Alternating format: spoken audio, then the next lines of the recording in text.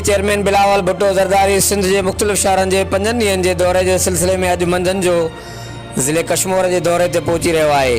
PP chairman अॼु मंझंदि जो वॾे काफ़िले की सूरत में करमपुर लाड़े ते पहुचंदो, जिते बिलावल भुट्टो ज़रदारी के काफ़िले जो पुरजोश इस्तक़बाल कयो वेंदो।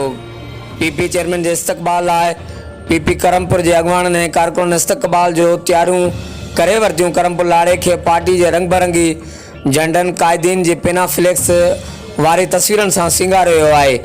पीपी चेयरमैन के इस्तक़बाल लाइ करमपुर लाड़े ते आवाम की आमद जो सिलसिलो शुरू थी वियो है। पीपी चेयरमैन करमपुर लाड़ो खां पोइ घोसपुर वेझो दड़ी सुंदरानी पहुची पीपी एमपीए सरदार आबिद खान सुंदरानी से भाउ की वफ़ात ते ताज़ियत कंदो। पीपी चेयरमैन कश्मीर भी वेंदो, जिते साबिक़ एमएनए सलीम जान मज़ारी की भेण की वफ़ात ते ताज़ियत कंदो। पीपी चेयरमैन जो काफ़िलो शाम जो बिजाणी हाउस करमपुर पहुचंदो, जिते बिलावल भुट्टो ज़रदारी सरदार मीर महबूब अली खान बिजाणी से वालदा की वफ़ात ते ताज़ियत कंदो।